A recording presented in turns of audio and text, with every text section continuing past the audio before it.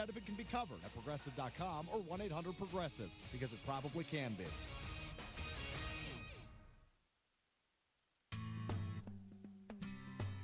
He's got the knowledge. Because once again, I have to come on there and talk about how right I am once again in anything that it comes to sports. He's got the questions. I'm going to lose it. Are you kidding me? What are we doing here? He's got the guests. 20th head coach in Fresno State history here, Matt. Is it hard to believe sometimes still, the 20th head coach here in program history? It's all moved really quickly here over the course of the last 5-6 weeks. But super excited to be here. Phil Bonatti is the voice for the Central Valley sports leader. Behind the Bench starts now. Brought to you by Helena Agri. That's right, Behind the Bench here on 1430 ESPN Fresno, the Valley's local sports leader, here on this September 24th, this Wednesday afternoon, this hump day for a lot of people who are here in the Central Valley. Good to be here. Good to have you alongside for what should be a good show today. Appreciate you tuning in your longest day of the work week, that a lot of people like to say. Good to be here, and can't wait to bring it to you. Big thanks for Tony D for tossing it to us in the previous hour. Tony D Show, always Sportsline Bold IR with Tony D from 2 to 3 p.m. on the weekdays. You can listen to his show live and on demand on the 1430 ESPNFresno.com website and, excuse me, the ESPN Fresno app as well. So those are the places you can listen to his show.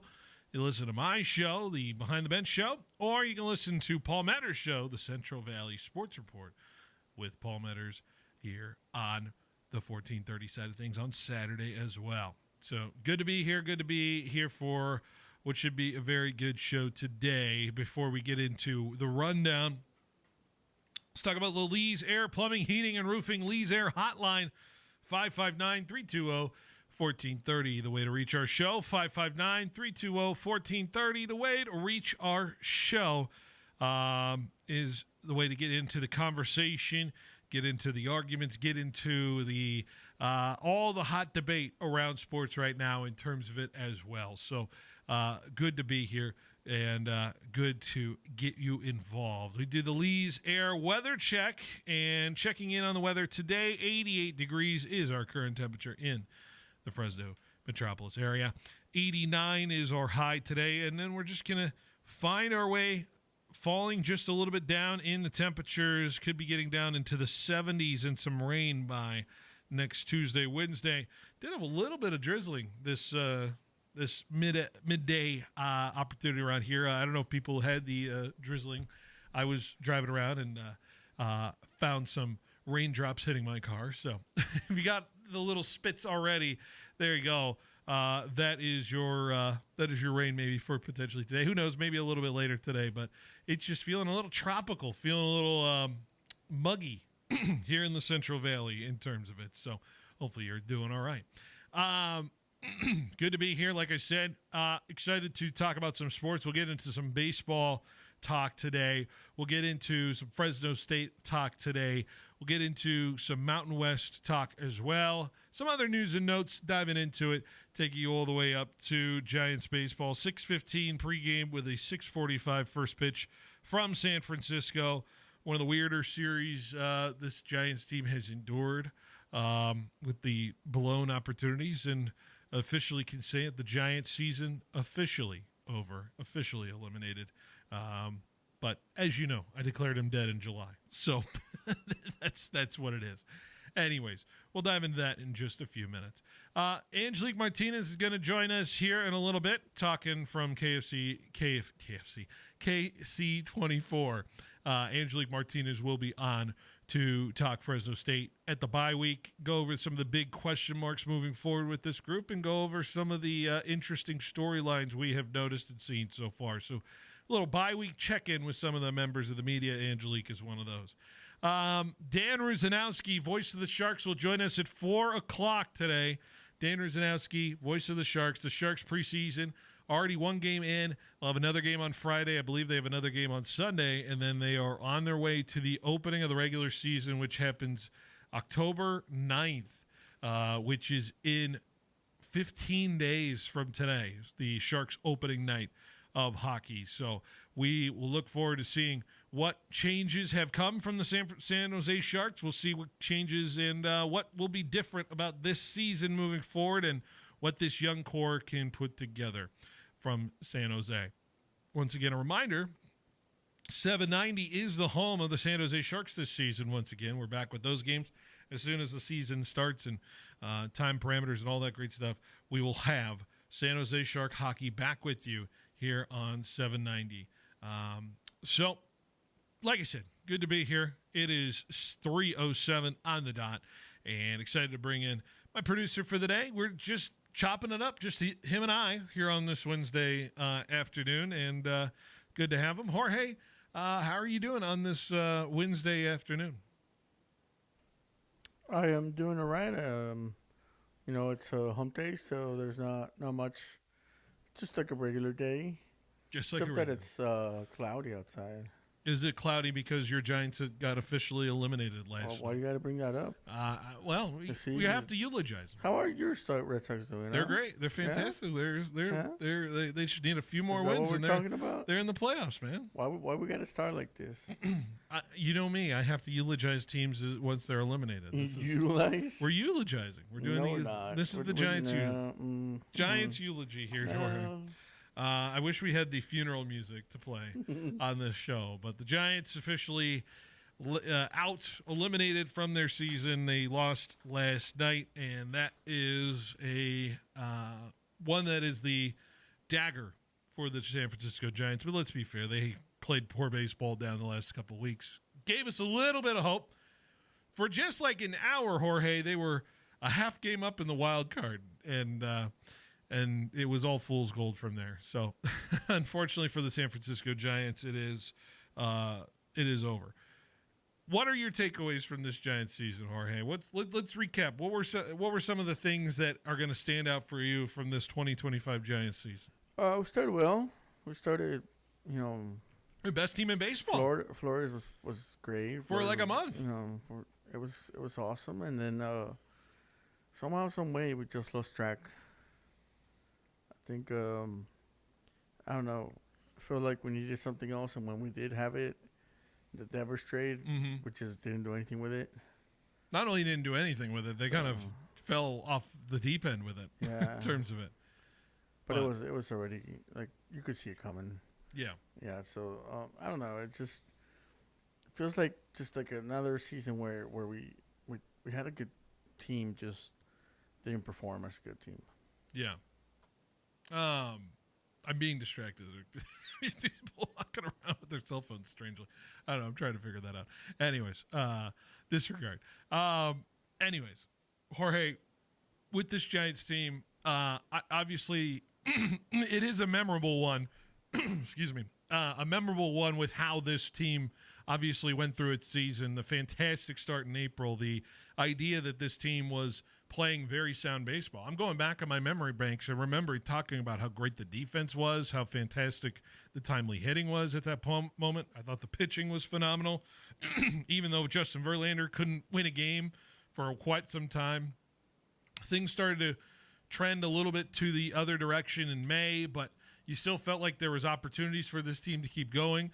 June rolls around. They pay the premium for Rafael Devers, which if you go from both sides of the trade, I still think the Giants have kind of won that trade, although Kyle Harrison's had some really nice starts for the Red Sox down the stretch here.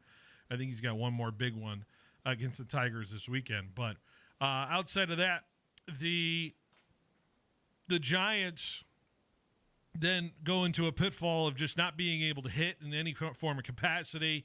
July rolls around. They hit a tough stretch where they play some really tough teams.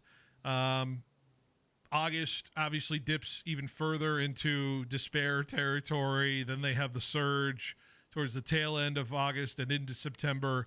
And then obviously these last few weeks certainly not yielding it. And Logan Webb had some interesting comments to say after the baseball game last night. I don't know if you heard his comments, and I wish I pulled the quotes from it, but he said something into the to the level of this is unacceptable for Buster Posey. I know that for a fact, and Buster's wanting to win in any form or fashion, and he'll do anything to win in any form or fashion. And so the conversation around this team is that players are taking this as an unacceptable season for what has transpired for the San Francisco Giants this year, which are going to finish no better than at 500 this year. Actually, theoretically, if they lose 2 more games this season, they will have finished a worse record than last year. And we could theoretically say the last year's team was worse than this year's team, talent-wise, per se. And so there's question marks going in. Obviously, I don't know if I see Verlander coming back for another year with the Giants at least. Maybe you go play mercenary somewhere else. It was a 1-year deal, so losing him in a starting spot as far as that's concerned. Starting pitching depth will certainly be tested for the San Francisco Giants and what they can go after there. Obviously, I think a full off season of Rafi Devers can help him reset his mind and now truly believe he is one of the leaders on this San Francisco Giants team. He'll need to be, because I don't really ever felt like Rafi Devers ever got his full footing as a San Francisco Giant. And so we'll look for that.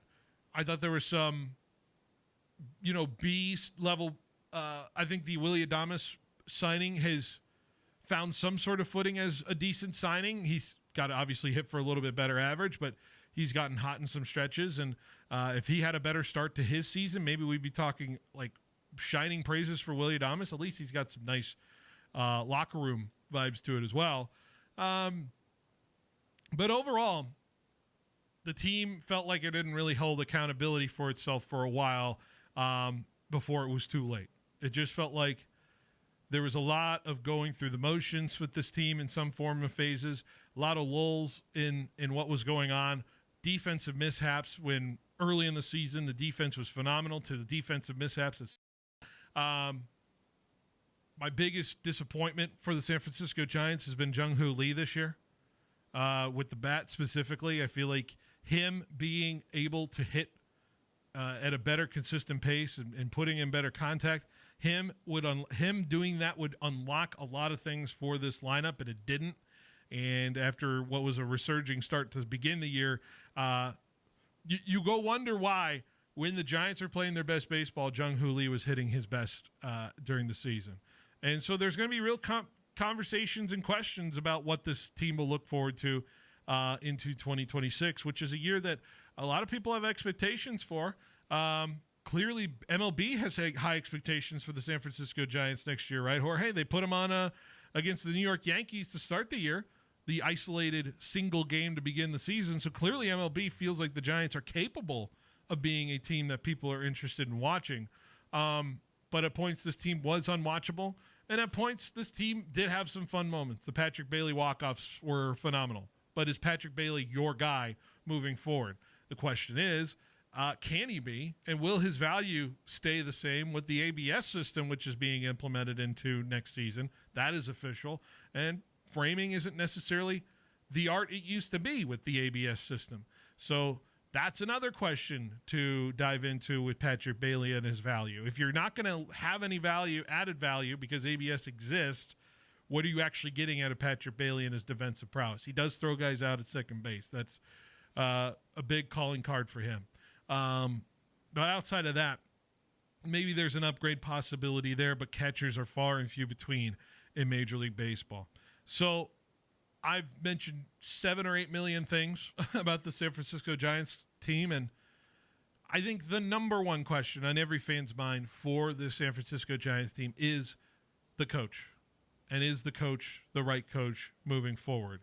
2 years of middling, mediocre at best baseball for a team that has spent a lot of money on guys who are supposed to be doing a lot more for this team. So, Jorge, as a Giants fan, is Bob Melvin the answer next year, or is there another option moving forward into 2026? I mean, do we have any options? There's always options. Come on. Let's be real. Come on. I feel like Melvin is the best thing we have so far. So I think I honestly don't think he was the part that, the reason why this happened. Mm-hmm.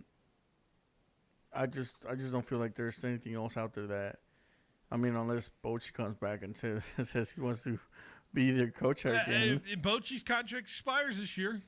If you like running it back and what's but I'm not clamoring for Bochy either. I don't think we need a new coach. I think that would just create another year of rebuilding. But this team's supposed to win now. Yeah, they're paying the and money to win. For that. They're paying the money to win now, and they're not. And they're not. So like, that's my whole thing. It's like they're not winning now. They're supposed to win now. So that to me is just not getting the job done, and somebody has to pay the price for it. Somebody has to. It's the business. It's the business for this team.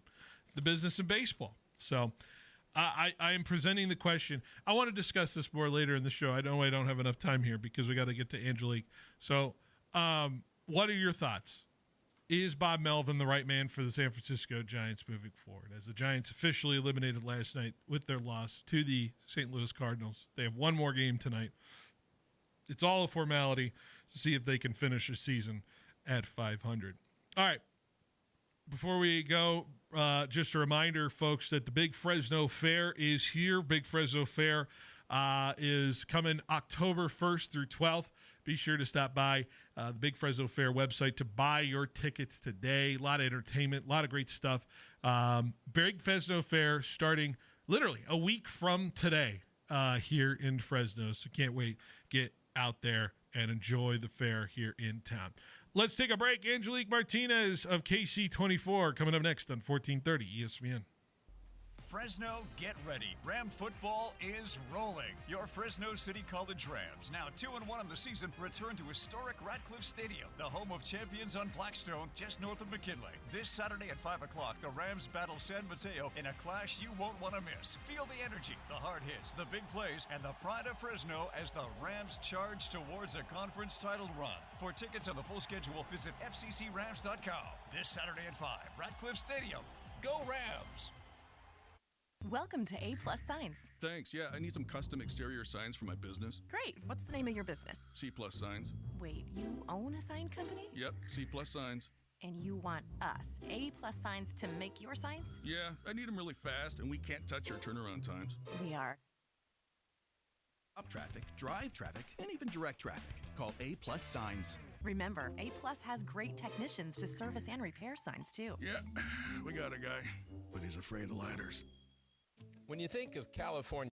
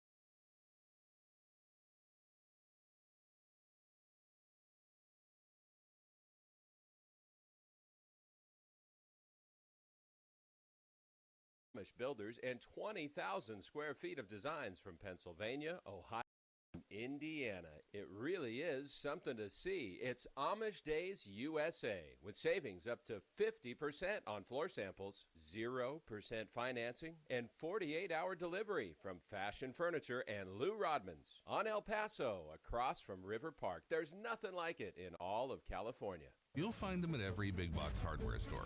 Are you sure we carry that? We've all met at least once, or tried to chase one down. Legally and by all appearances, they are employees. Customer assistance to hardware? But they are the unhelpfuls. Do any of you know where I can find one? Nope. Because sometimes the hardest thing to find at a big box store is help. So you should probably come to Fresno Ag Hardware. All the hardware you need, and the help to find it. A what? There's never been a better time to go solar than right now. Donald P. Dick is helping families lock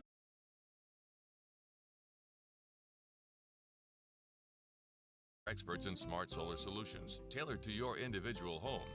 Donald P. Dick can help you lower your PG&E bills. Call 255-1644. Need cash? If you've got a car, we've got the cash. Clausen Honda wants to buy your car. If it's running, we want your late model Toyota, Hyundai, Kia, Subaru, Acura, or Honda. Just call Clausen and ask for our VUP to schedule your appraisal appointment. In just 10 minutes, you'll get your cash value quote. Yes, we are eliminating the hassle of getting rid of your used old car. So if you're ready to sell, we are ready to buy. Call Clausen Honda of Fresno today. If you've got a car, we've got the cash. Get cash for your car. Clausen Honda.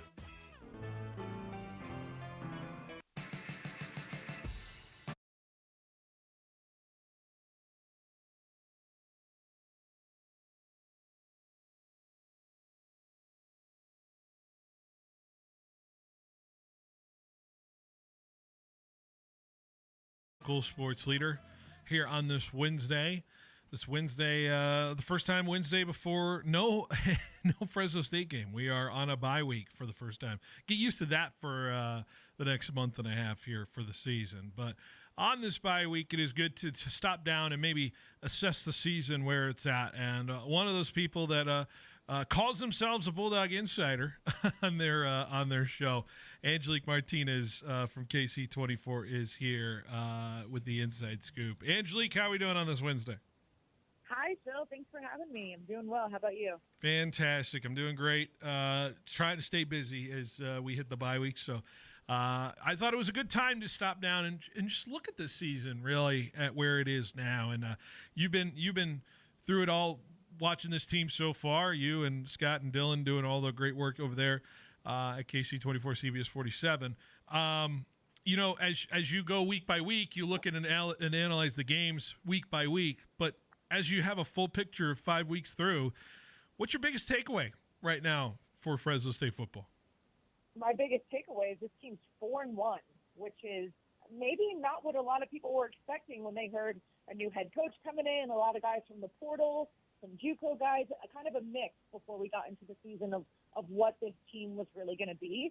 I'm really impressed with the secondary so far. I feel like they've been really shining these last few games. Quarterback-wise, I think we're kind of getting what we expected from EJ. Obviously, pretty slow those first few weeks for EJ Warner, but he's been pretty clean and consistent the past few games and getting the ball to the playmakers, and I think that was their ultimate goal heading into the season. Certainly, and I think we kind of knew the DNA of where this team could be. It was just a matter of executing it, and what Coach Entz from opening presser to where he is now. He is. Do you feel like he's backing up what he's been saying about what kind of football team he wanted to bring here at Fresno State? Oh, definitely. I mean, his whole mantra of toughness wins and that really physical style, classic football, running the football. I mean, I think he's kind of lived up to everything people have expected from him at this point. Starting Mountain West play with a win over a rival like Hawaii is a good way to start conference play, especially heading into the bye week. So I think it's just going to ramp up here as the next few weeks go along. Luckily, Nevada's next. Nevada's the team that's kind of struggled this year. So I don't know if they're, super difficult or, something to worry about at this point. But I think, he's living up to what he's been saying the program's going to be. Certainly. And it just seems to be getting stronger as the season goes along. One that you can take into account from basically third quarter on from the Georgia Southern game. This team has played what it's needed to do in terms of it. Do you get concerned at what happened at Hawaii, or do you say that's what it was like anytime you play Hawaii, you take what you get? I mean, if we think back to last year, obviously a different team, different quarterback, a lot of different, defensive players as well. But, Hawaii is always a gritty game, and it came down to the last play, a walk-off touchdown last year at Valley Children's Stadium, which is obviously not an easy place to play. Coach said the same thing about Hawaii. It's not an easy place to play, but 13,000 fans in there is a big difference than what you get in Fresno. But I think, Mountain West opener, the last time these two are going to play for the foreseeable future, so there was a lot on this game. I don't think there's much need to worry. But there's a lot of factors that comes with, traveling to Hawaii, playing on the road there. Just it's very different, obviously, than what they get here in Fresno. Yeah, certainly. And I think a bye week, much needed after that battle as well, is so key, right? And we were talking about it before this season of the way the schedule shakes up now. And now, as 4-1 hits, you get the first of 3 bye weeks in the next, 7 weeks, I think it is, or something crazy like that. Part of me was like, this is really beneficial for the team. Part of it feels like very start and stop. But I think we lean both in terms of how beneficial this could be for the Bulldogs, these bye weeks. Yeah, and I think right now it came at no better time. Obviously, 5 games into the season, starting off on week 0 with a tough opponent like Kansas, they've been nonstop. I think it's a great time for the bye, before Mountain West play really ramps up here. So you've got the bye week, then you've got Nevada. You head to Colorado State, another tough place to play, and then they've got to bye again before they come back home for a really exciting weekend hosting San Diego State. So I think the byes are kind of in a good spot this season. Certainly.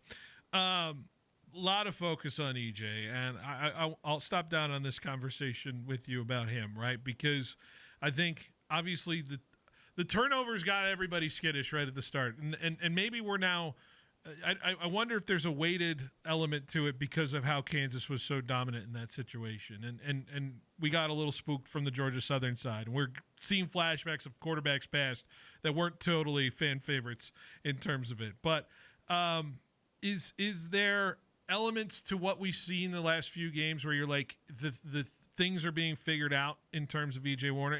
And how can we get the fans to maybe start being less skittish about what we've seen in terms of EJ Warner and seeing the good from what he's been able to put on the field? Well, definitely. I mean, the growth is there in the numbers and the stats. Those first few games, people were a little concerned. The first 3 games, 5 interceptions, no touchdown passes. Yeah, but they were getting it done on the ground game, which we knew going into the season. When you've got 4 backs that are constantly rotating and shifting, that's going to be the bread and butter of this offense. But I think it's obviously really nice to see EJ a little more comfortable. I think we can just see that as the games have progressed. Obviously, he comes in here, everyone hears the name EJ Warner, Dad, Hall of Famer Kurt Warner. There's extra added pressure onto all of that, obviously. And then you've got all of us talking about it. He's the quarterback of a Division I college football team.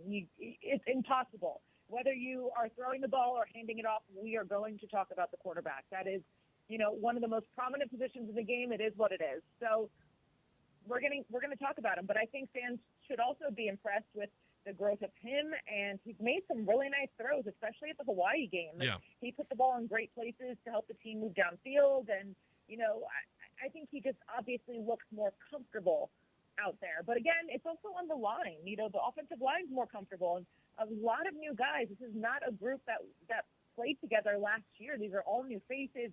You had a true freshman at left tackle. I mean, there's just a lot to get adjusted to. And, Kansas, I understand the frustration at Kansas. But again, 2 very different situations than playing in the Mountain West Conference. You did point out the Hawaii game, and the Bulldogs really didn't find success in the ground. I think it was 2 yards per carry in that game last week. And we did see Braden Walton go down in a game. I don't know his status. I don't know if you've heard anything in his status. We may not know until next Monday.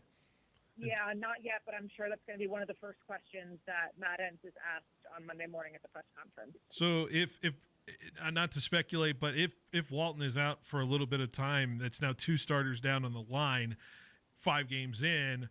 That is where I sit in terms of concerns, is just the length of depth and how long these guys can stay healthy through a season like this. Like I said, bye weeks really help in the healing process of it, and so that's the benefit of it.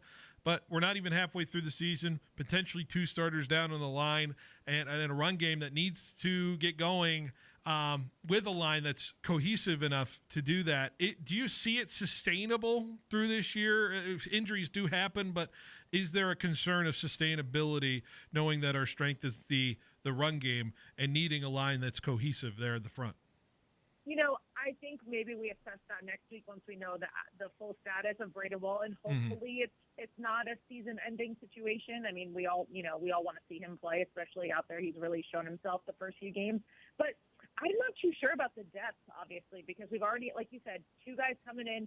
Again, there's veterans, though. There's seniors stepping up to the plate and, taking on starting roles. And Coach N said after the win at Hawaii, he said, we've got veteran guys that have been starters before that need to be able to just step in, and it should be seamless. So as long as the line is healthy, as far as the line goes is as far as the run game goes. And I think that, the run game was kind of stuffed up a little bit at Hawaii, but people know what to expect. They know that's what Fresno State's going to bring at them. So to see EJ be able to air it out a little bit, throw for over 200 yards, a clean game from him is important. You need that little mix of both. I'm going to put you on the spot here. We did a top 5 Fresno State players through the first 5 games. I'm not going to ask for 5, but I'm wondering if you can give me your top 3, like top 3 guys for the Bulldogs that have been the most impactful for this team. Where would you go in terms of the players that you are thinking there?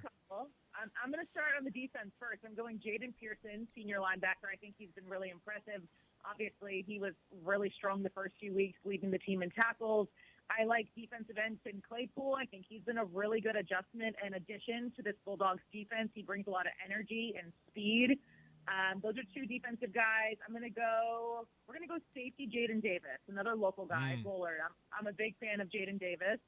And then we'll do 2 running backs. I'm going to go Rayshawn Luke. I think he's been an amazing addition. People expected Bryson Donaldson to be amazing. We saw glimpses of that at the end of last season. So we knew he was going to be the leader of this running back room. But I'm really impressed by Rayshawn Luke and Brandon Ramirez. He's somebody who I keep praising and giving shout outs to. He gets, every time he gets an opportunity, he makes the most of it. He might have 2-3 carries a game, but they're really impactful carries. Do you see like Donaldson, like the David Montgomery, and Rayshawn Luke as the Jahmyr Gibbs of this Fresno State running game? Is that kind of where the best way to describe it? You know what? I like that. I like that comparison. Yeah. Rayshawn Luke's been phenomenal. I heard Coach Hill say, I've never seen a running back in a Bulldog uniform that good at what he's doing right now, which is high praise from Coach Pat Hill. Absolutely. Is this guy as special as we are seeing on the football field? And I know we're waiting for him to break one in the special teams department as well. He's so close in doing that as well. But I'm just trying to figure out how he slipped to us when, I know many teams around the nation could use a Rayshawn Speedy Luke. I'm thinking maybe the size. Sometimes they want their backs a little bit bigger, but obviously Fresno State gets that with Ramirez and Elijah Gilliam, and obviously Bryson Donaldson's also a bigger guy. So I think there's a mix, but I do think typically maybe when programs are looking for someone maybe with a little more height. Or saying this off the top of my head, I feel like Fresno State has the best running depth in the nation in college. I don't know if there's any program that has 5 legitimate guys that could work a series. I don't know if you've taken that assessment. I don't know if you've taken that assessment and looked at college football and watched some other college football games and are like, wow, they don't have enough. They certainly have running backs, but they don't have enough like what we have. As an Alabama alum, I'll tell you, there's not 3 or 4 guys that I'm confident in that can go punch it anytime they get the ball. But it's really impressive with Fresno State, and it's fun to watch. And it takes me back to that first opening drive where they had the ball at Kansas, and you see 3-4 different guys getting involved. That is the best because they're all fresh, they're all healthy, and they're really wearing down the defense. Especially you get a guy like Brandon Ramirez after Bryson Donaldson's coming at you for 2-3 runs. You get Brandon Ramirez just powering through people. It's unstoppable. It really is. Where do you sit in terms of the way this is shaping up in the Mountain West battle? Now that you've seen 4.5 weeks of Mountain West play too, and everyone's trying to survey the land of where is Fresno State sitting among the measures of the other rest of the Mountain West? Dylan pointed out on Twitter. I seen him point out how flimsy UNLV's 4-0 record is, and Boise didn't really seem to stop anything on Air Force's side. They just had to outscore them. So, have you taken stock of what the Mountain West looks like in comparison to what the Bulldogs have put together? Yeah, and I think during the preseason polls, obviously they put the Bulldogs where they put them because there was a lot of guys leaving, a new coach, change of regime kind of changes things up. They don't know what to expect. But a lot of the key pieces were still there. I think, obviously, I know Dylan pointed out about UNLV that their schedule wasn't anything to write home about, but Fresno State needs to be a serious contender. I mean, Fresno State and Boise, it's probably going to come down to those two. It probably is. And if it's not those two, maybe we'll see how Colorado State's doing, San Jose State, when things get a little closer. But I'm really looking forward to that Fresno State-Boise State game on November 1st. I think that's going to be a fun one to watch, and it might not be the last time those two teams play this season. That'll be the one I know Fresno State will get up for and ready for. Out of the other 6 that are on the schedule, what's the trap game? What's the one nobody's expecting that's going to be close for the Bulldogs? I mean, I don't know if it's a trap game necessarily. I'm going to say San Diego State's always a good one. You think back to a couple of years ago when Tedford led the comeback against San Diego State with Jay Kaner. I mean, it's just another fun one. I know, the rivalry is there. They fight for the oil can. It's just fun, and a lot of emotions come with games like that. And San Diego State trending up, they demolished Cal, and I did not expect anybody to just demolish Cal like that last week. Speaking of, you mentioned Tedford, and I wanted to get out here too. You saw the release that you saw probably the video that he's going to be inducted to the Ring of Honor. You got to cover him as a coach. Obviously, his impact on the program. You were on the flip side of paying attention to what he's been doing, but what stands out about Tedford's impact and how you recognize Jeff Tedford and the way he was as the head coach of Fresno State? Yeah, I mean, well, first you start with the player, right? And when former players come back as head coaches of this program, it just means a little bit more when they're involved with the program and they have that history here. I think people loved Tedford when he was the quarterback of the Bulldogs, and they loved him when he came back. And he kind of took over the program at a time where it really needed a turnaround and some saving after a few years of ups and downs. I think, after DeVore left, Tedford coming back in and leading, the Dogs to a Mountain West title on the turf in Boise, obviously that cements you as one of the best already when you lead this team to a conference title. And they had a lot of success, and he's done it a few times. And players love him.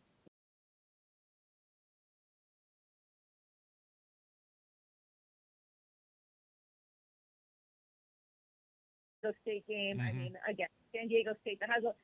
You think of that matchup, and you think of Jeff Tedford and the comeback of the Bulldogs a few years back. So it's a little extra special. Just crazy how that all came to be. I had friends who were walking out of the stadium and heard the second touchdown over the head outside in the parking lot of that football game. So I'm sure we'll see memories of that coming up. But the Bulldogs have Nevada coming up in a couple weekends from now. Can't wait for that one. Angelique, how do I get one of those dog moans that you guys give out on Bulldog Insider? Well, we'll have to assess your weekly performance, and we'll talk about it, Phil.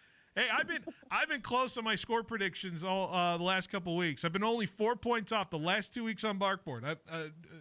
Tony D's been telling me I'm on a heater. That's pretty impressive. I'm on a heater right now. So all right. Yeah, we'll see. We'll be looking forward to your prediction against the Wolfpack. You don't even need to watch the game. You just listen to my prediction. You'll got it. Angelique, where can people find you, and what are you guys working on Bulldog Insider this week? KC24, CBS 47 on socials at Ange Martinez TV. This week on Bulldog Insider, I have a one-on-one conversation with Vance Wahlberg. Basketball season will be here before you know it, so I get to chat with him a little bit about how the Dogs are kind of moving on from all the chaos and off-the-court stuff from last year. Certainly need to get going into a different season for sure with that basketball team. Appreciate it, Angelique, and we'll see you around. Thanks for coming on the show. Thanks for having me. I appreciate it. Absolutely. Angelique Martinez here on 1430 ESPN. We'll take a break. We'll be right back. Close out the hour next on 1430 ESPN. Big Fresno Fair. All new full-throttle grandstand shows, October 3rd and 4th. 2 days of heart-pounding rodeo events, bull and bronc riding, barrel racing, and more. October 10th, the Dirt Flies with Arena Cross. Then October 12th, 2 explosive monster truck shows. Presented by Table Mountain Casino Resort, Coors Light, and Coors Banquet. Buy tickets at FresnoFair.com. See you at the Big Fresno Fair. At Helena Agri-Enterprises, we're committed to helping you make the best agronomic decisions for your farm. That's why we combine cutting-edge technology with superior product. Helena's agri-intelligence solutions use in-depth analysis to identify potential problems in the field before they take root. Combined with a complete line of high-quality crop production and crop protection inputs, Helena has the tools to help you increase productivity, enhance performance, and maximize your return on investment. Contact your local Helena representative or authorized dealer to create the right plan for your farm with Helena Products and Agri-Intelligence Solutions.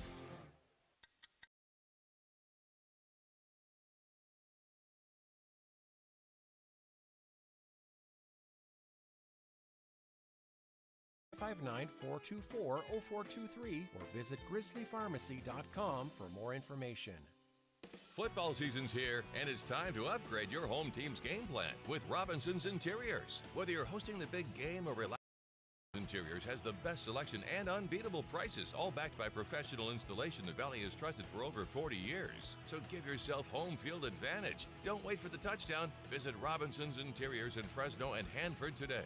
Robinson's Interiors, the Valley's flooring MVP. At Citizens Business Bank, we've been taking a personal approach to banking for 40 years and are consistently recognized as one of the top performing banks in the nation. Hi, I'm Susan Woosner, Senior Vice President and Manager of Citizens Business Bank in Fresno.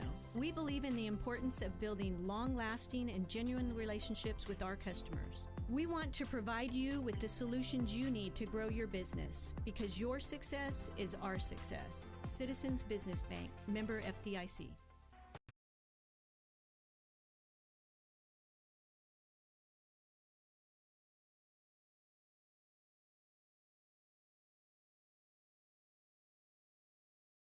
Sports Station has it all. Whether you're cheering on the pros or repping the dogs, get the licensed merchandise you need to look game ready. Gear up now at the Sports Station next to Women's Macy's inside Fashion Fair Mall. At Pioneer Equipment, your authorized Kubota dealer, our customers tell us they like Kubota better than Blue tractors because of less downtime and easier controls. It's more cost-effective to own and operate, and it just keeps running when the season's on the line. That's why they trust Pioneer Equipment, your authorized Kubota dealer, for both sales and service, especially after harvest. With Fresno and Reedley locations, Pioneer Equipment, your authorized Kubota dealer, is ready for you. Visit pioneerequipmentca.com, where orange means go. Want to work somewhere fun, flexible, and rewarding? Me and Ed's is hiring. We're looking to expand our team with full and part-time positions at over 40 locations. Join our growing company as a delivery driver or valued team member today. For more information on job descriptions or to apply, go online at meandeds.com or visit your nearest location. Me and Ed's is hiring. Fill out an application.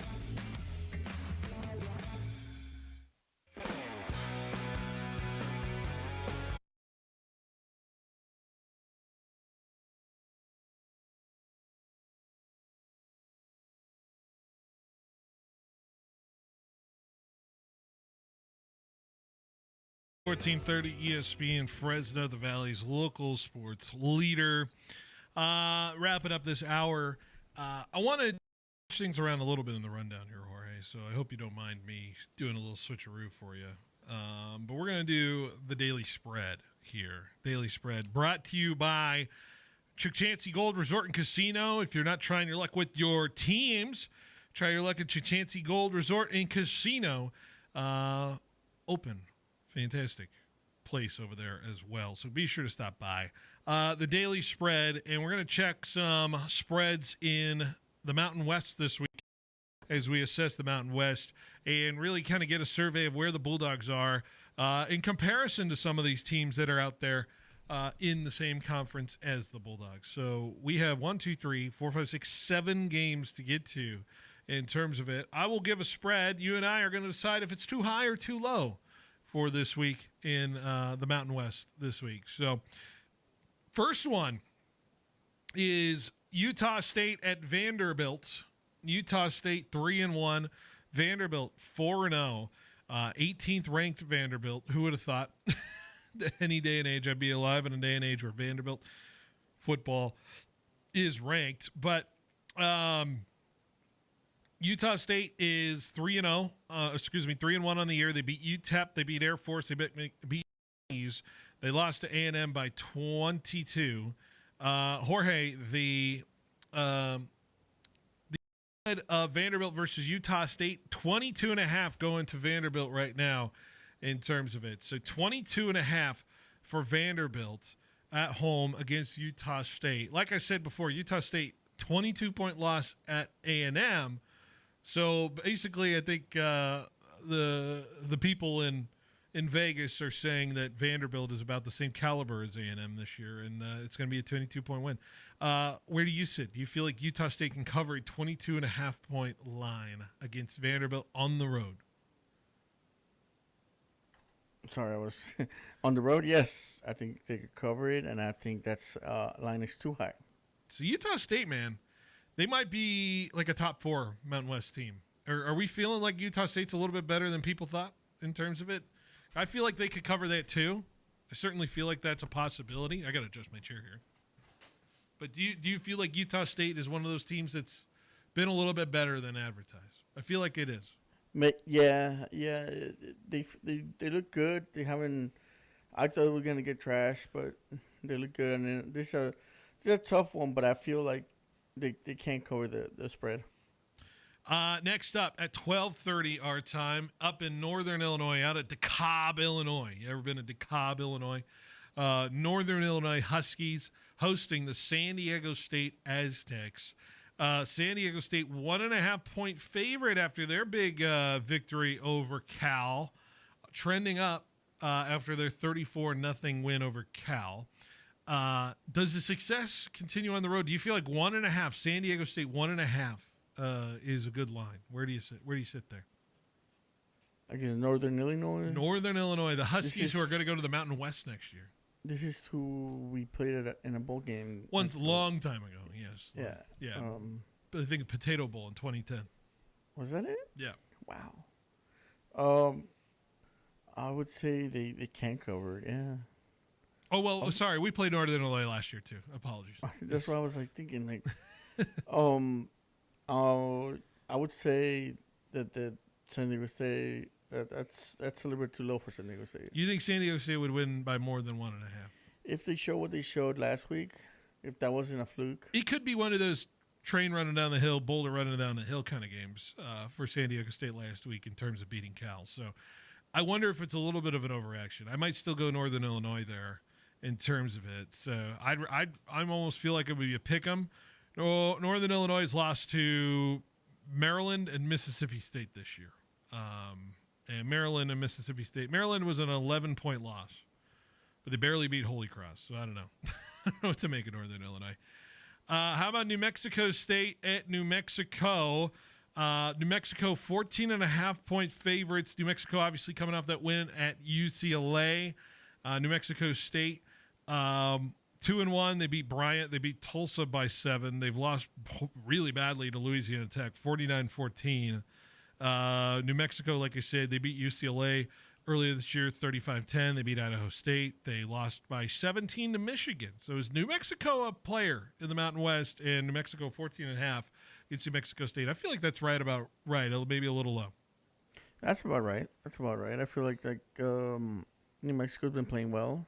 Yeah. That game against Michigan, it wasn't too bad. They didn't get destroyed. Mm-hmm. So I feel like that line should be. It's about right. All right. How about our sole Mountain West Conference game of the week? Hawaii is going to Colorado Springs to take on Air Force Academy. Air Force, 6.5-point favorite. They lost by 12 to Boise last week. Hawaii obviously lost by 2 to us. Certainly they feel like Hawaii on the road is a different kind of team. So we'll see what that looks like. But I feel like that's too much for Air Force. 6.5 feels a little heavy on the line for Air Force against Hawaii. Yeah, maybe a 3.5. Yeah, I feel like that's a little bit too high. I feel like they're kind of the same caliber team. So I feel like 6.5 is a lot for Air Force, but that's just kind of where I feel on it. 3 games left. Washington State is at Colorado State. Colorado State 1-2. Colorado State's a 5.5-point favorite. A reminder, they lost to UTSA by a point last week.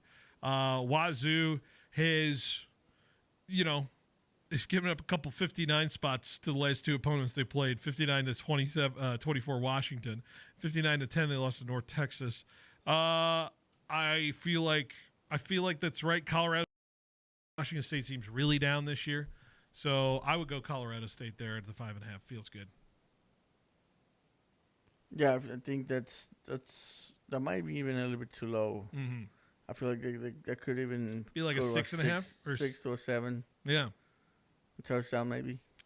This one, San Jose State's playing at Stanford this week. They're just taking a little drive up to Palo Alto, and it's a 2.5 point favorite for Stanford at home against San Jose State. So, I really could go nowhere with this game. I don't know exactly how to feel about this one. This could be pick 'em to me with how these two teams are. Stanford seemed to not have a really good team. No. They beat Boston College 30-20. They lost to Virginia 48-20 at Virginia. They beat Boston College? They did beat Boston College. Boston College played really tightly with Michigan State. I remember earlier this year. I don't know. San Jose State's beaten Idaho by 3 last week. They've lost to Texas horribly. They lost to Central Michigan by 2. I don't know. I feel like San Jose State, if I'm looking at the resume, feels like San Jose State could be actually like a 1.5 point favorite here on the road. That might be correct. I mean, it's not even a road game. It is. They're bussing up like 40 minutes up the peninsula. Yeah, if that, with traffic, 20 minutes.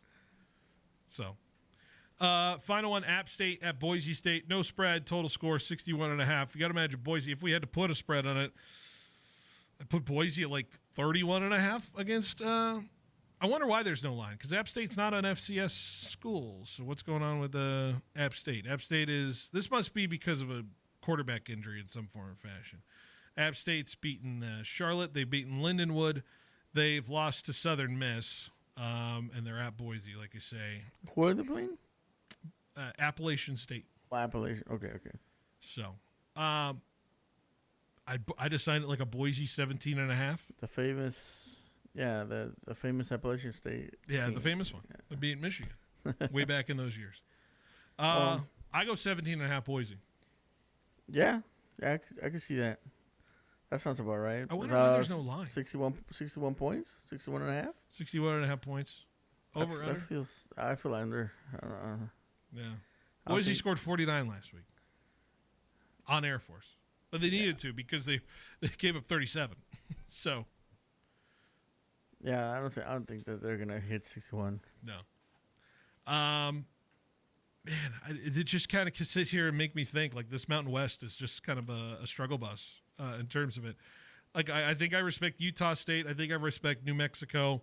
I think I respect Boise. Those are like my top 3 right now in terms of it. I'll sit there and consider San Diego State the team that's playing a little bit more above their head as I've seen. So. All right, and that's the Daily Spread, brought to you by Chuchancy Gold Resort and Casino.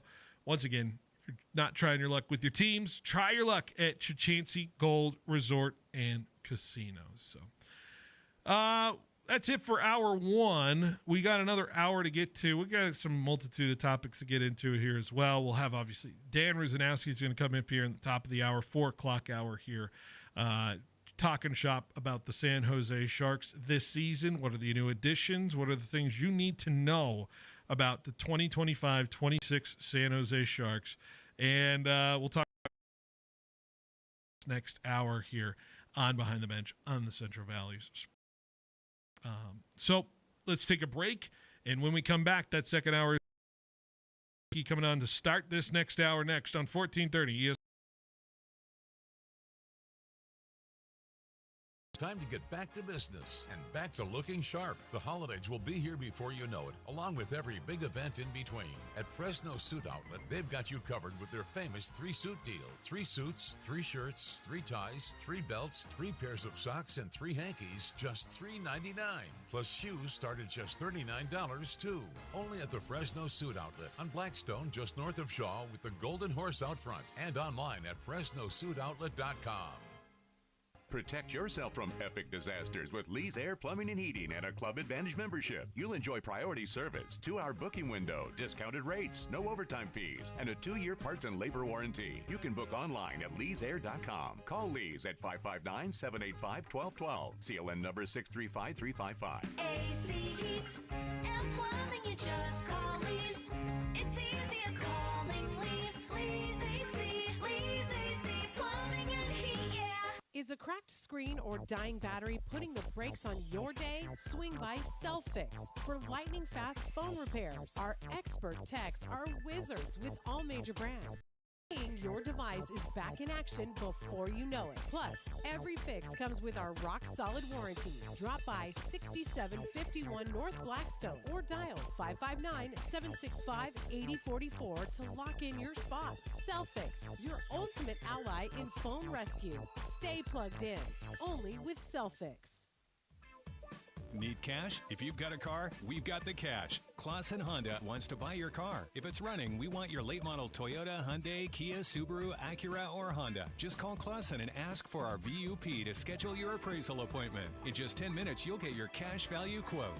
Yes, we are eliminating the hassle of getting rid of your used old car. So if you're ready to sell, we are ready to buy. Call Clausen Honda of Fresno today. If you've got a car, we've got the cash. Get cash for your car. Clausen Honda. From the roar of Valley Children's Stadium to the heart of the Red Wave, Fresno State football ignites the Valley, and Precision Civil Engineering is proud to help power that momentum. Named 2024's best engineering firm by the Business Journal, Precision Civil Engineering delivers top-tier planning, surveying, and design building, the backbone of the Central Valley. Proud partners of Fresno State Athletics, because when the dogs rise, the Valley rises. Go Dogs! Visit precisioneng.net today. Your Fresno State Bulldogs are fighting for that Mountain West Championship. There's nothing better than rooting for your Bulldogs as they battle it out on the gridiron, representing your city of Fresno. Bring the whole family and get loud cheering on your Bulldogs at Valley Children's Stadium all season long. Be sure to check out GoBulldogs.com for information on special events and to grab your tickets for upcoming home games. Go Dogs! Football fans, it's Phil Benatti here with Behind the Bench. Big thing I think about with tailgates is the food, and the best place to get ready for it is visiting Grocery Outlet in Kerman, Sanger, and Fresno's Southeast, Downtown, and Northwest stores. Stock up and save big on quality meats, snacks, drinks, beer, and wine, and same quality as the big chain stores, but at lower prices. While you're there, sign up for the Tailgate Ready contest to win a pair of tickets to each Fresno State home game and $100 for your tailgate only. More delicious. And that's not all. While it feels like competitors are continuously making their food smaller and smaller for the same price, the Kentucky Fried Chicken Sandwich remains bigger and better. Guests can get it for just $3.99 for a limited time. You can't beat that, only at KFC. You're listening to the home of the San Francisco Giants, KFIG Fresno, 1430 ESPN.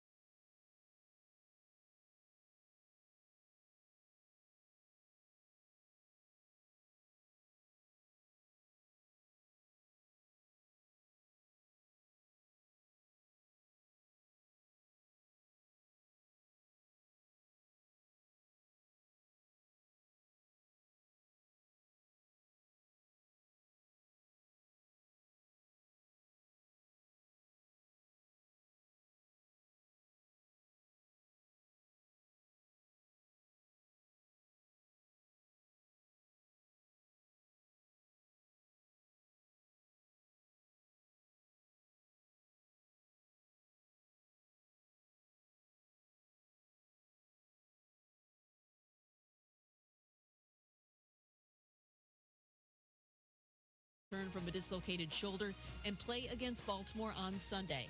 College football, number 13 Ole Miss will start quarterback Trinidad Chambliss a third consecutive game against number 4 LSU on Saturday in place of the injured Austin Simmons. Simmons has been dealing with an ankle injury. Hey, this is Rich Eisen. Coming up on Thursday, we'll preview Seahawks Cardinals, plus comedian Dan Soder joins me in studio. That's on Thursday's edition of The Rich Eisen Show on Disney+, the ESPN app, and ESPN Radio.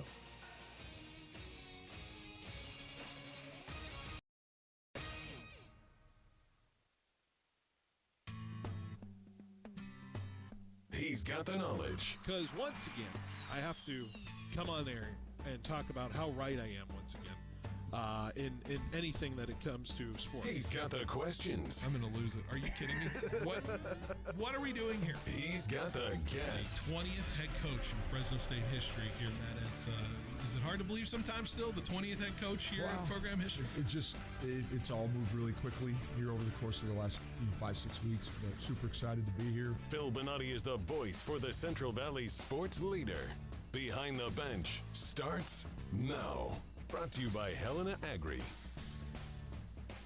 That's right. Behind the Bench here on 1430 ESPN Fresno, the Valley's local sports leader here on this Wednesday, hour number 2 of our show. Good to be here in this wonderful, fantastic afternoon on this Wednesday, like I say. We got a great guest now joining us on the Lee's Air Hotline to start off this second hour. Long time since he's been on the show, but it's a good time to have him on the show, as it's Dan Ruzanowski, voice of the Sharks, here for what will be a look ahead. Going to be an exciting potential season for the team.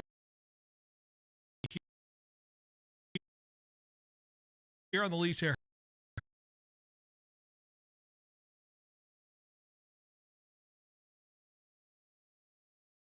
Here on the Lee's Hair Hotline. Appreciate it, as always.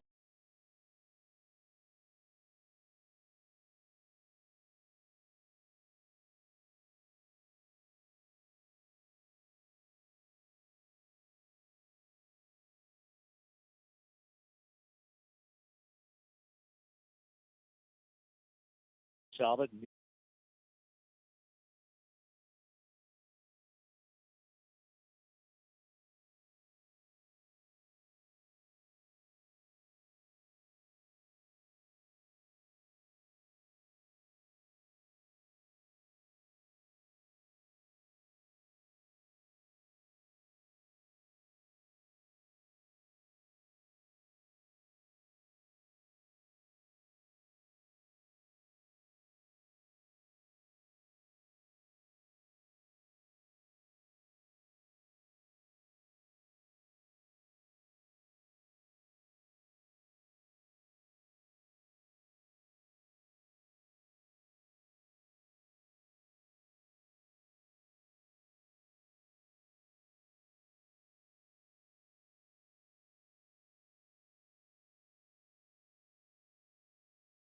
Tied to Landria. Ryan Reeves is a really tough player, so he's there to protect Macklin if need be, or send a message to other teams. But he also contributes as a player. He's 38 years old, so I don't think he's going to play necessarily a full season, but he's going to be a valuable guy in the dressing room and somebody that's always there as a deterrent in case there's any trouble. And Jeff Skinner is the last one I'll tell you about. Mm-hmm. He's had a long career. He's been in the NHL. He's never played in the minors. This kid went directly from junior hockey all the way to the NHL, and he stayed here. He's not a big guy. He's about 5'10", and in fact, I think I might have a few pounds on him, and I'm not terribly overweight. So he's a guy that can really fly. He's somebody that's a good person in the dressing room too, and he can score. The only negative is that he had some of his best games against San Jose, so he can't play against the Sharks anymore. I mean, I remember a number of years ago, he scored a big overtime goal against the Sharks when he played for Buffalo, and it was just on sheer, will to get to the position to shoot and score. So he's somebody that's also going to help, the young kids along. And they've already got Wenberg, and they've got Toffoli, and they've got players like that to work with Eklund, Celebrini, and Smith, and Colin Graff coming back. But those veteran players I'm talking about are just going to add to the group that the Sharks have right now, and I think that's a great sign too. Is your best case scenario for this team, like you mentioned it, the path is there. If Coach Warzowski looks at it, he says, you see the performances in the third period. You mentioned it before, just closing out hockey games, which is maybe the hardest thing to do in professional hockey, is to close out opponents. But if you get it done at least half the times you did before and maybe grab a few more after that, is your best case scenario for this Sharks team. Obviously a little bit better than what it was last year. Is that how you're projecting this team? I know playoffs might be the tallest order potentially, but we'll see. Weird things happen in hockey and strange things can get going and momentum. But is that how you see the best case scenario for this team? Well, I've got no better example than an earlier period in Sharks history when people can't believe that this actually happened. But the second year at the Cow Palace, the Sharks won only 11 games. And, they lost 17 games in a row, which tied the NHL record that year. And that's a record that still stands, the Sharks in Washington, with 17-game losing streaks over the course of the history of the league. It was really dark times. In fact, it makes last two seasons seem like nothing when you compare that. I was there for that because I've been here since day one. But the very next year, they had the greatest single-season turnaround in the history of the NHL, made the playoffs, beat the Detroit Red Wings, who were heavily favored in the first round, and then took the Toronto Maple Leafs to Game 7 in Round 2. Am I saying that that's going to happen this year? Well, the likelihood is it probably isn't. But what I'm saying is that things like this have happened before. And I would suspect that if I'm going to really project it out, Phil, I'm going to say that the Sharks are going to take a significant step forward. What would that mean? I think a nice season would be, let's say they get 34 wins and they get 12 OTs and they get to 80 points. That's improving by 30 points over the course of a year, which is hard to do in today's NHL. They can, if they're doing that, they're still in the conversation in the playoffs as you get to the deadline. And I think that's going to be important because, if they're that close to being in the playoff conversation at the deadline, they've had a significant step forward. And the question is, are they going to try and add? Are they going to try and, or if they're probably not going to make it at that point, but they're still in the conversation, you say, okay, we're going to continue to do what we did last year, is, move some guys that are going to be free agents and get first-round draft picks back to continue to add to the cupboard. That's what Mike Greer's going to have to decide that he's going to do for the team. But, boy, if they step forward and they're in the conversation, who knows? Wouldn't it be something if they got in? So, anything can happen, but I think that conventional wisdom would say significant step forward. And I kind of compare it, as I said earlier, to how Anaheim has taken that significant step forward in their recent year. You just don't know exactly how this stock market chart's going to ticker, but I know that it's going to be very good for Sharks fans, and this is the time to really be involved right now. Well, we can't wait for the season to get started. You got 5 more preseason games, and then you got the home opener on October 9th against the Vegas Golden Knights. Should be a lot of fun at the Shark Tank, and a lot of fun at the Shark Tank all year. I got my game circled on the year as well, so I'll be keeping in touch to let you know when I'm in the area, Dan. So I'm looking forward to it.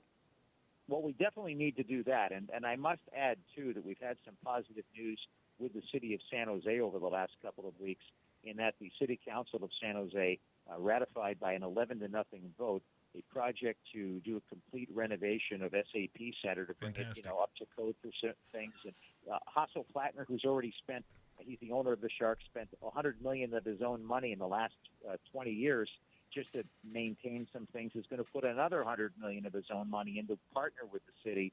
So the Sharks are going to be here until at least 2050 in this building, and they're going to map out a plan for an entertainment district around the rink, so that there's going to be more stuff going on, and they'll pick a new site for down the road when someday there might need to be a new arena in downtown. But I just think that that's a lot for the community, and it says a lot about, number one, the Sharks ownership, but also the relationship we have with the city, which is something that you can, really, really not take for granted and certainly respect. The city is enthusiastic for the Sharks, and that means, people that are coming in from the Fresno area to come to the Shark Tank, they're going to be able to do that and grow with the team for a long, long time. It's a fantastic relationship the city has had with the team, and it is fantastic to see it continue to grow and continue to reap the rewards of what we've seen so far. And I wouldn't put it any past anybody. They're going to have a fantastic time anytime they come down to the Shark Tank. So, Dan, I appreciate it as always. You can listen to him on 790 all year. San Jose Sharks, home of the Sharks, 790 here, KFPT in ESPN Fresno here. So, Dan, appreciate it as always, and enjoy the season. We'll be keeping up throughout the year. Look forward to talking to you anytime, Phil. Thanks a lot. Thanks a lot. Dan Ruzaneski here on 1430 ESPN. We'll take a break. We'll be right back with more show right after this on 1430 ESPN. Fresno, get ready. Ram football is rolling. Your Fresno City College Rams, now 2-1 in the season, return to historic Ratcliffe Stadium, the home of champions on Blackstone, just north of McKinley. This Saturday at 5 o'clock, the Rams battle San Mateo in a clash you won't want to miss. Feel the energy, the hard hits, the big plays, and the pride of Fresno as the Rams charge towards a conference title run. For tickets on the full schedule, visit fccrams.com. This Saturday at 5, Ratcliffe Stadium. Go Rams! Looking for a little extra relaxation in your day? Discover the natural way to unwind with Valley Pure Cannabis. Whether you're seeking calm after a long day, a boost in creativity, or just some quality me time, Valley Pure has the perfect strain for you. Our premium cannabis is grown with care and crafted to deliver top-notch quality. Visit us at one of our 5 locations, or check us out online at valleypure.net. Valley Pure Cannabis, where relaxation meets quality. Mike Dermanuel Jr. of Hub International Insurance Group. People that have homes, this is their most significant asset, and our job is to protect the assets and to give impartial and good advice. I think our growth reflects the amount of trust people have in us. Hub International. Learn more at hubinternational.com, license number 0757776. If our clients succeed, we succeed, and I think that's what we work on every day.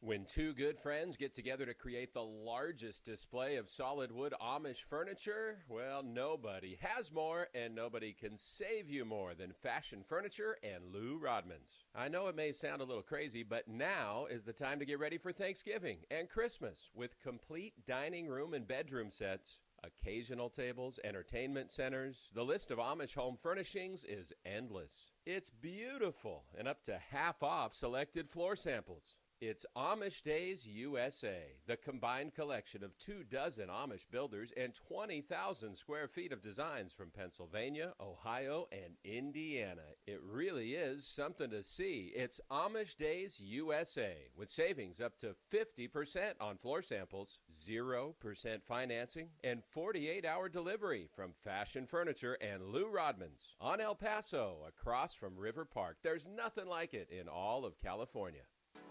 School's back in session, and Lynn's Restaurant Group has something special for the family now until October 31st. Kids eat free Monday through Friday at 8+ locations like J-Pot, Ramen Hayashi, and Hino Oishi. Whether you're craving sushi, ramen, hot pot, or your favorite Asian comfort food, the little ones eat on us. It's Lynn's Restaurant Group's way of saying thank you to their guests and making the start of the school year a little easier and a lot more delicious. Stop by a location near you or visit lynsrestaurantgroup.com.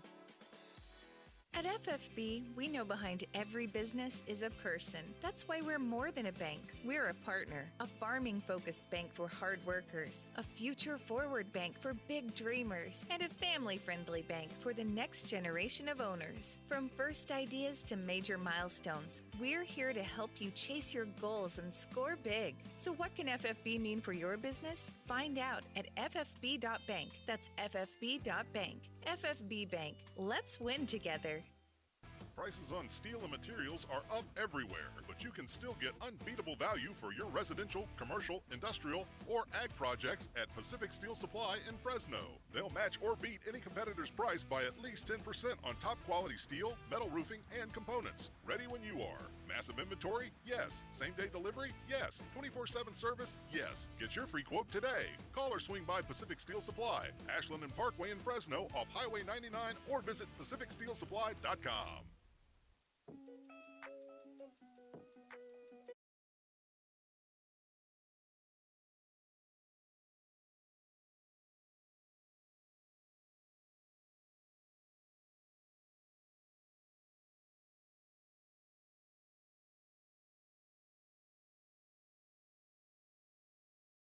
1430 ESPN Fresno, the Valley's local sports leader. Big thanks to Dan Ruzanowski for joining us in the last segment. Dan, of course, the voice of the Sharks. And Jorge, where is the home of the San Jose Sharks this year for ESPN Fresno in the San Joaquin Valley? Oh, that is 790. 790, thank you. Yes, I thought you were trying to catch KFPT. it. KFPT. No, I'm trying to push a bunch of buttons right now. Okay, might be. 790 KFPT, home of the Sharks for this year. So if you want to listen to San Jose Sharks hockey, that is the place to be. We'll see you at the early part of this year with the MLB baseball and all that stuff as well. So, all right, let's dive into another sports topic that's taken the storm in terms of what's been going on in baseball. First of all, let's do a little MLB scoreboard check right now. And for a lot of fans who are out there and want to know the up-to-minute playoff scenarios, this is where we're at right now. It is – so last night, just to assess what happened last night, the Dodgers blowing a 4-0 lead to the Diamondbacks to make it 5-4 victory for the Diamondbacks, who now sit a game back in the wild card. The Cubs, who were up 5-1 at one point, I think actually up 6-1 at one point in their game, gave up a 6-1 lead. The Mets came back and won 9-7 to stay in that spot in the wild card. The Reds fall a game behind in the wild card there. So that is where we sit. The Mets are currently a game up on the wild card, final wild card spot. The Reds a game behind. The Diamondbacks a game behind. The Padres won last night, but just stated on ESPN, I think maybe an ESPN update, or maybe the Brewers didn't go final yet. The Padres did lose today. So the Padres, who are now 2 games back of the Dodgers could lose today, and there would be a game and a half. The Padres will have tomorrow off. The Dodgers do play. So this would be a big one for the Dodgers here the next couple. If the Dodgers win the next couple, I would say it's safe to say the Dodgers are your NL West champions, because I think they have the tiebreaker over San Diego. So the Dodgers, 2 wins away from winning the National League West. However, they lose the next 2. The Padres only game back with 3 to go. So that's where you sit in terms of this. All right, buckle up for the American League, because this is a lot of stuff that's been going on here. Last night, Guardians beating the Tigers 5-2. So the Guardians now tie the Tigers in the American League Central after being 15 games back. Jorge, they were 15 games back in early July. And now they are tied with the Tigers, and the Guardians have the tiebreak after beating the Tigers, and they play now. Currently no score, as it's bottom of the first for the Tigers and the Guardians. So that's where it is now. The Tigers are now sitting in the wild card situation. The Yankees, with a walk-off win over the White Sox last night, 3-2, after down 2-1 in the 9th inning. That paired with the Blue Jays loss to the Red Sox, the Yankees are now a game back in the American League East in terms of the division. The Red Sox are 4 games back. They're pretty much out of it in terms of that. But in the wild card, the Red Sox with that big victory, now they're ahead of the Tigers. They're ahead of the Astros. The Astros losing again last night to the A's. A's beat them 5-1. So the Astros sit a game out of the playoffs, and that certainly solidifies what the Mariners are trying to do, which is win a division. The Mariners coming back and winning 4-3 over the Rockies last night. And so that is your big relevant baseball in terms of what's been going on around the league. So where did we set up today? Like I said, the Padres did get a lot. They did lose today. They lost to the Brewers, wrapping up that series 3-1, losing to the Brewers. So now the Padres are probably going to be firmly in that second wild card spot. I would say, Jorge, book it. Next week, Padres, Cubs is probably going to be your NL wild card series to get things going there. So unless the Dodgers really collapse here down the stretch. So that's where I'm going to pin it. Other relevant scores. Right now, the Pirates and Reds, no score here in the 4th inning.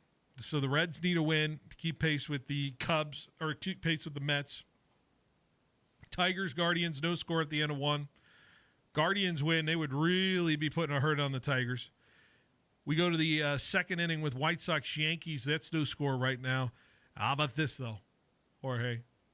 Going into the second inning, my Red Sox up 3-0 on the Toronto Blue Jays. So just need to win 3 of the next 5. That's where my Red Sox need to go to make the playoffs. Just we need to win 3 of the next 5.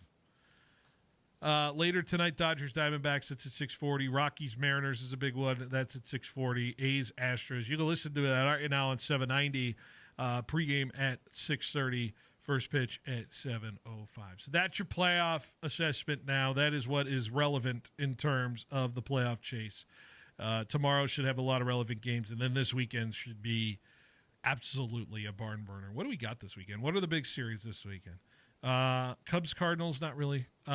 Rays, Blue Jays certainly will be. Rangers, Guardians will be. Tigers, Red Sox might be the most relevant one out of everybody. Dodgers are at the Mariners.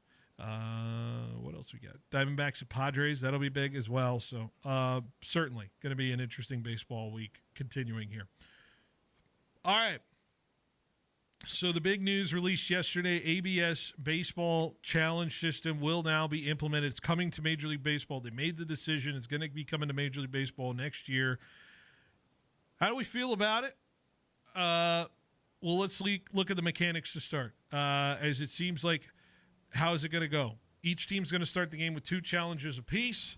If they win a challenge, they keep a challenge. If they lose a challenge, they don't retain any more challenges as it goes. So you use them or lose them in the terms of this. ABS will be at every ballpark. Who can issue the challenge? The pitcher, the batter, or the catcher. No one else. They can't even look at the manager in the dugout and say, hey, challenge. Only the pitcher, batter, or catcher who can challenge the call on ABS. Only one of those 3 players can tap their cap or helmet to alert the umpire to the desire to challenge the call. See how the call will be reviewed, obviously. It'll be very quick. And it'll be interesting to see how it is implemented, what the strategy of it is. Do you want to blow it early? Do you want to win in those scenarios? Do you take the ball or take the strike, and how you go about it? So there will certainly be strategy to it. I have my thoughts on it. But first of all, is this good for baseball to begin? Are we moving into an era where baseball will be judicially handled in a more fair way? Or do we lose out on some certain aspects of the baseball game in terms of people's strike zones, the umpire strike zones, and their tendencies? But Jorge, where do you sit? ABS, you ready for it in 2026? I think so. I think it's been a long time that the baseball needed that technology. It's been around. Like, we see it every Sunday or every game. I mean, with the TV stations already have that. Are they gonna use that type of technology, or is it something that is MLB owned?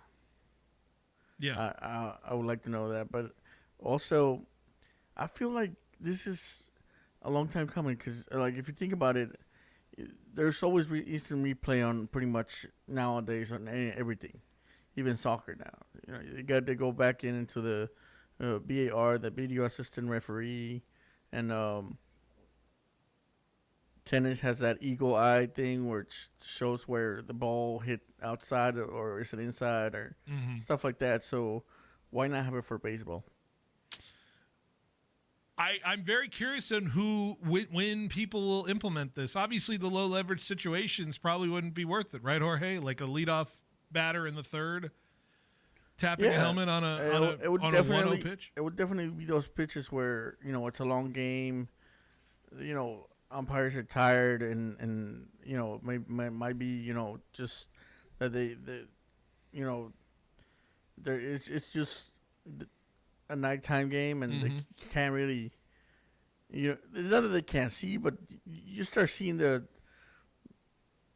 pretty much the strike box getting a little bit wider or a little bit bigger, and you start thinking about it, like, wait, okay, what are we doing here? Yeah. I'm assuming ABS will be consistent with the batter, the strike zone consistent with the size of the batter. Like, not everybody is consistently has the same strike zone, right? Is that sick? Yeah, Altuve is famous for that. So, I hope it's judicious to the size of the batter as far as that's concerned. You could put Altuve and then you could put Judge next to each other, batting the right one right after the other, and see how that ABS does. It looks like it is. It says the plate is 17 inches wide. That's how big the strike zone will be. The top of the zone is at 53.5% of the player's height, and the bottom is at 27% of the player's height. Depth of the zone is 8.5 inches from both of the front and the back of the plate to its center. So there you go. They're accounting for the height of the player. Yeah, that makes sense. How does the ABS zone account for? They have this FAQ on MLB, by the way. How does the ABS zone account for different player heights? All position players in spring camps have their height measured. So they're just going to have the measurements right there at the beginning of the year, and it'll just be implemented anytime they come to come to the plate. It makes sense. It makes sense. I mean, they implemented this in single A, right? They did. Here, I got a little bit of history for it, right? In terms of it. I know we saw it in the All-Star game. It was used in the Independent Atlantic League in 2019. The challenge system was first used in the Florida State League in 22. During the 23 and 24 AAA seasons, both the challenge system and full ABS were tested. By the end of 24, the full ABS had been pushed aside in favor of the challenge system, which continued to be used in 2025. So, I'm going to be fascinated. I think Rich Eisen said it best on his show. I heard it earlier today. He was just talking about how a player might challenge in an opportunity where his manager certainly didn't want the challenge used there, and there will be stare downs and there will be conversations to be had and more angry, maybe potential awkward situations if a player just feels like he got robbed of a strike call and he wasted it and suddenly he feels like a fool and it was actually a strike call. I genuinely can't wait for those scenarios to hit in terms of I think baseball. that's the biggest like question mark for me. Why not give it to the coach? Because the coach is not at play. That's the strategy, right? That's the way you got to implement it. But the coach should have the last decision to it. Yeah. Right?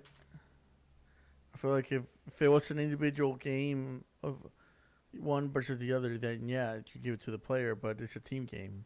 Yeah. You make decisions by a team, be at the team. So I don't know. It's weird. Yeah. It's fascinating. It's going to be fascinating to see how it all implements. And then when a team loses its challenges and then they get screwed on a different call, people are going to be still mad. And they're like, well, let's add more challenges. And then everybody's going to get all irritated. And that's going to be the conversation I'm not ready for and I'm not excited for moving with the ABS system. That's the one I'm like, well, let's just get more challenges. Why don't we just have unlimited? There's a reason we don't get unlimited challenges in football, man. It bogs down the game. Nobody cares. Nobody cares that much. Yeah. So, all right, let's take a break. And when we come back, let's do some news and notes wrap-ups here. We're going to wrap a little early today on the show, but let's get you set for the rest of the evening here. Stay with us behind the bench on 1430 ESPN.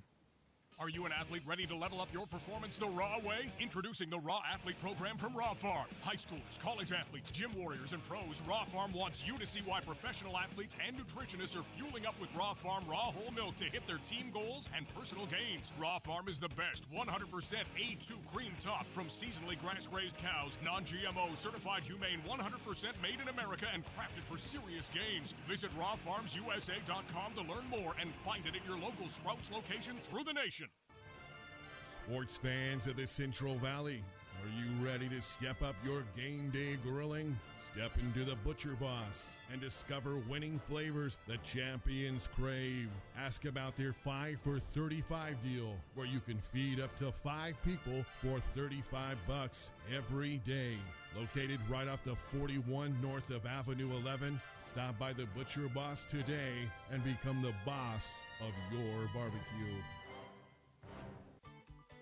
Hey everybody, Paul Metters here, host of the Central Valley Sports Report. I want to give a big shout out to Clovis Stone, Masonry, and Landscape Supply, proud supporters of all high school athletics, especially our Clovis schools. For over 50 years, they've been the Valley's go-to for natural and artificial stone, brick, block, bark, hummus, you name it, they've got it. With fast delivery available. Find them on Sunnyside, just south of Herndon and Clovis, or online at clovisstone.net. Fall improvement starts here at Clovis Stone. Craving big flavor? Head to Me and Ed's Victory Grill in Fresno. Bite into the legendary Victory Burger, dig into the fall-off-the-bone ribs, or share the ultimate Victory Platter with friends. From those legendary Me and Ed's pizzas to fresh salads, cold drinks, and a warm hometown vibe, every bite and sip is a win. Watch the game, catch up with friends, or bring the family. Me and Ed's Victory Grill in Granite Park, Fresno.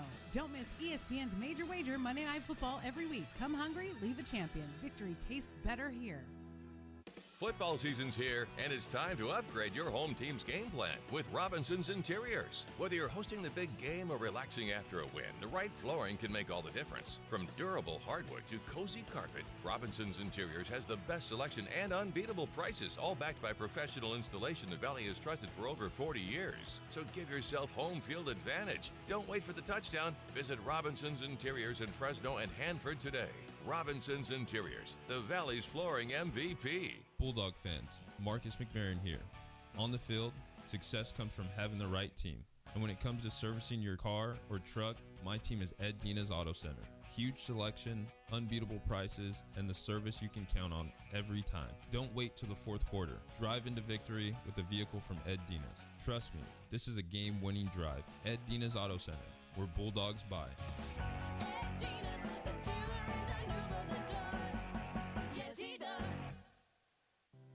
At Citizens Business Bank, we've been taking a personal approach to banking for over 40 years and are consistently recognized as one of the top performing banks in the nation. Hi, I'm Susan Woosner, Senior Vice President and Manager of Citizens Business Bank in Fresno. We believe in the importance of building long-lasting and genuine relationships with our customers. We want to provide you with the solutions you need to grow your business because your success is our success. Citizens Business Bank, member FDIC. Are you tired of waiting forever for your prescriptions? Grizzly Pharmacy is here to tame your healthcare needs. We fill most prescriptions in 15 minutes or less, always accepting new patients, and enjoy free delivery to your home or workplace in Fresno and Clovis. We accept all major insurance, including Medi-Cal, Blue Cross, and Optum Rx. For our Clovis location, please call 559-324-1808 or visit grizzlypharmacy.com for more information.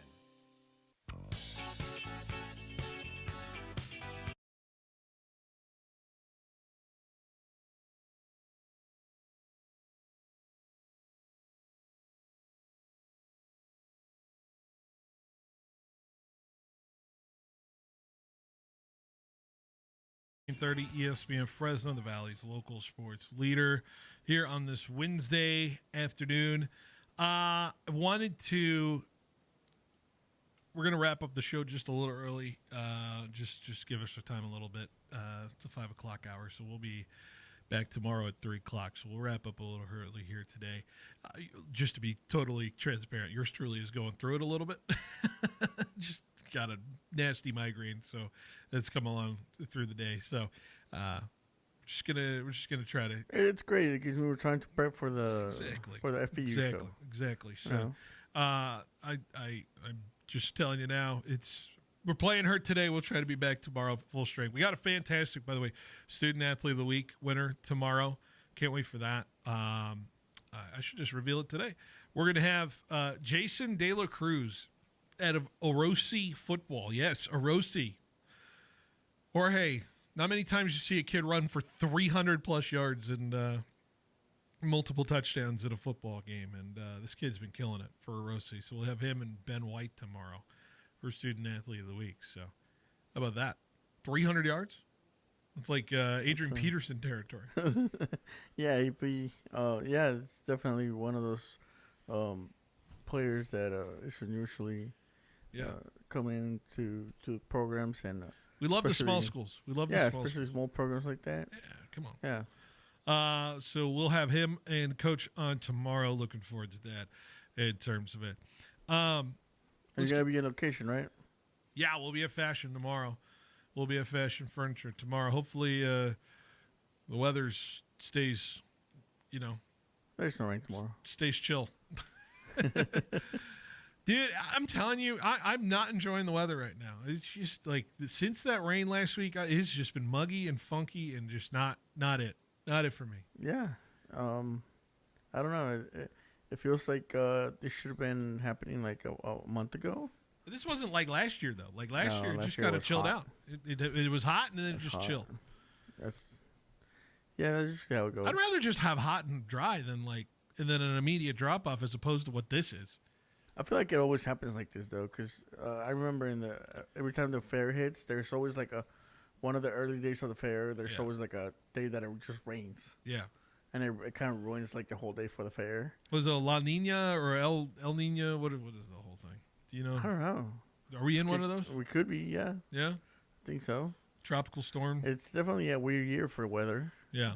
Wasn't hot enough this summer, and then, I don't know. Not a lot of 100s.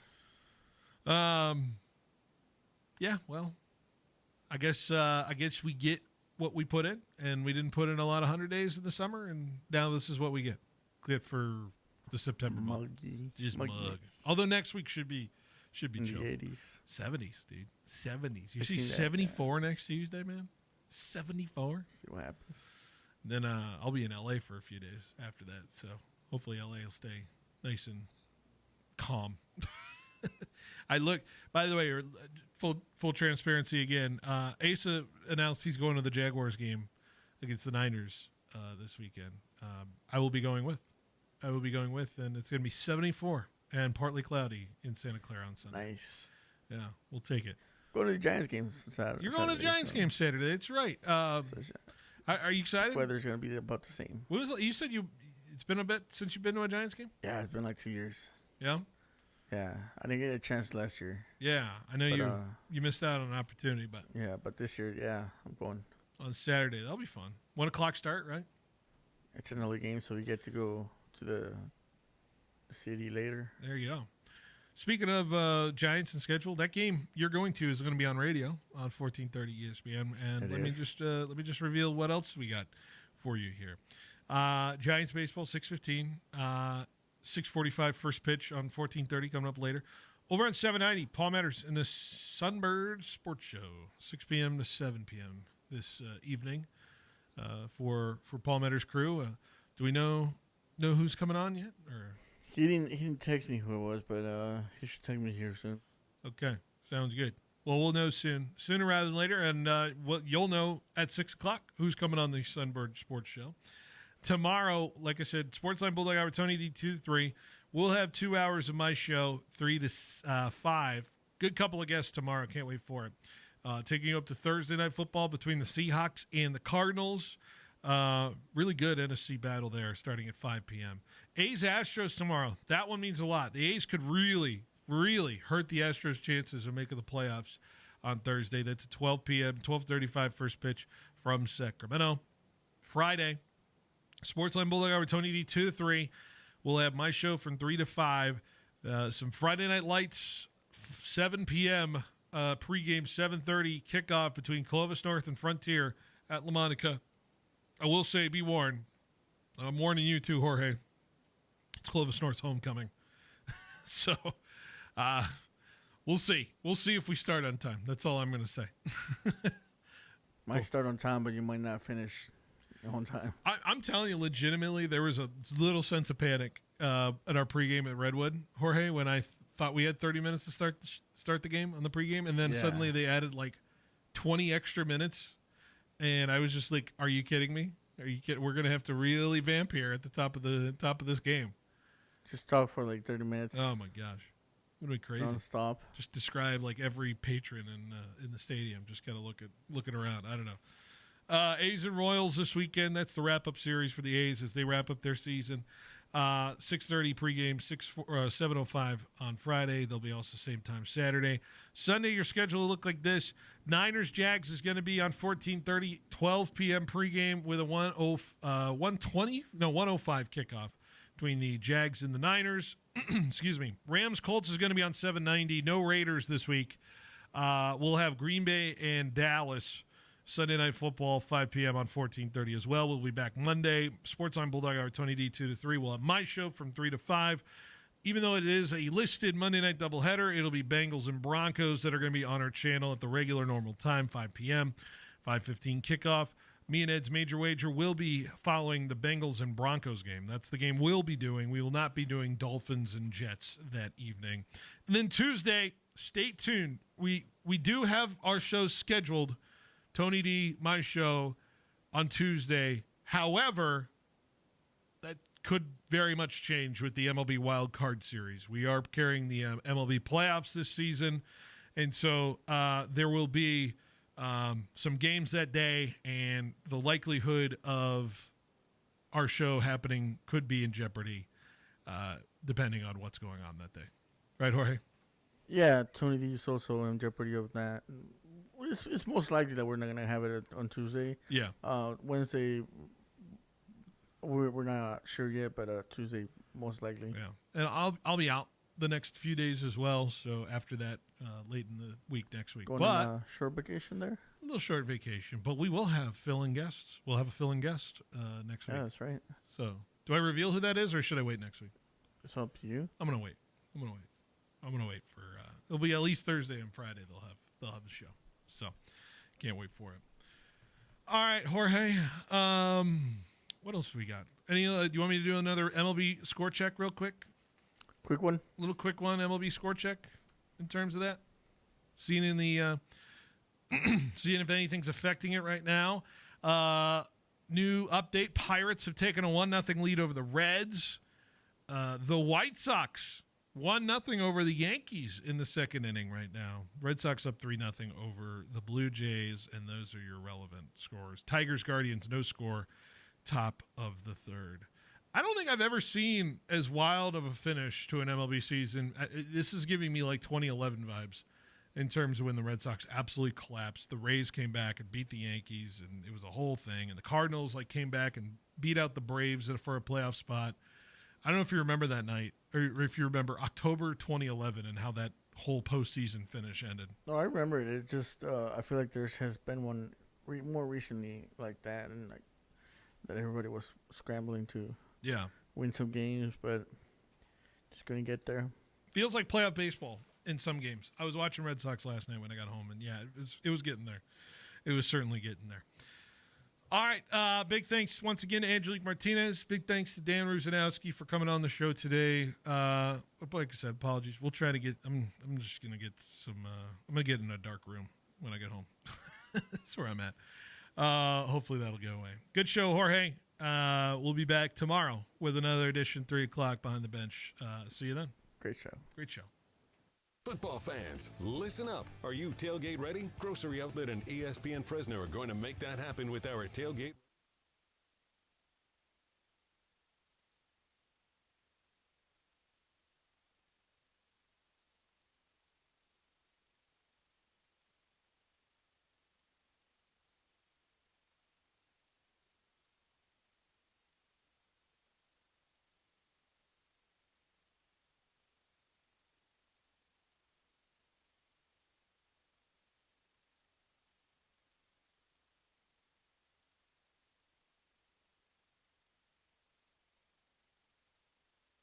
We always appreciate you guys. So for all of us here at ACF, from Mark, Jake, Jack, the other Jack, I'm Greg.